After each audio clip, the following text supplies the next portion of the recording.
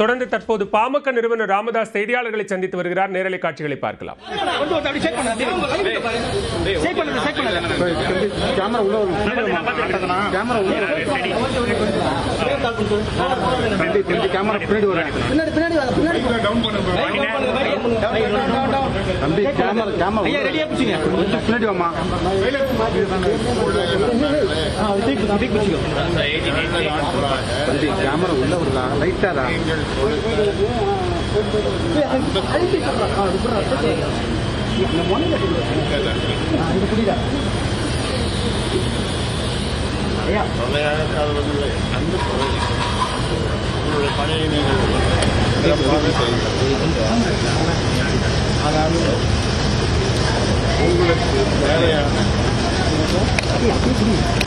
தேவையானவற்றை 2 நாட்களாக நான் சொல்ல முடியவில்லை.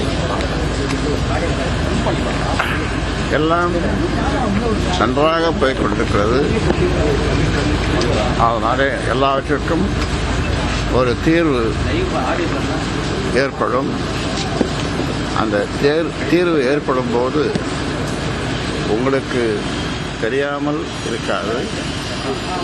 அதனாலே அந்த தீர்வு நிச்சயமாக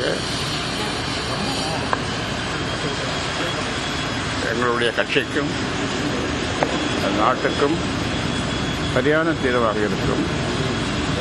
ஊடக நண்பர்கள் அதுவரை சற்று பொறுத்திருங்கள் என்று கூறி உங்களிடமிருந்து பிரியா விடைபெறுகின்றேன். உங்களிடமிருந்து பிரியா விடைபெறுகின்றேன். 2024 பாஜக கூட கூட்டணி நிலைப்பாடுல இல்ல அப்படின்றத லாஸ்ட் டைம் செய்தியாளர் சந்திப்பு சொன்னீங்க. இப்பவும் அதே நிலைப்பாட்டோட இருக்கீங்களா? அது இப்ப சொல்ல முடியாது.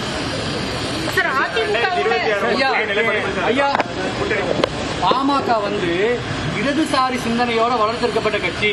தற்போது வலதுசாரி சிந்தனை மேலோங்கி இருக்குன்னு தொல் திருமாவளவன் அவர்கள் சொல்லியிருக்காரு. அதை நீங்க எப்படி பாக்குறீங்க? பூதக்கல்லையே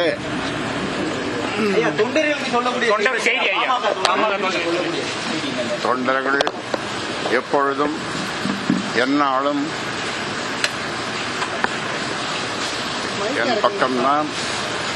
என் பக்கம்தான் என்று சொல்வதை விட எனக்கு என்னை குலதெய்வமாக கடவுளாக நினைக்கக்கூடிய கொடான கோடி தொண்டர்களை நான் அவர்களை அப்படிப்பட்ட தொண்டர்கள் என்று சொல்லுவதை என்னுடைய சொந்தங்களை அவர்கள்தான் எனக்கு வழிகாட்டிகள். இந்த தொண்டர்கள் என்று நீங்கள் சொன்னீர்களே, அவர்கள்தான் எனக்கு எல்லா வகையிலும் வழிகாட்டிகள். அந்த வகையில் அவருடைய நலத்துக்காக, அவருடைய முன்னேற்றத்திற்காக நான் எதையும் செய்தேன். இது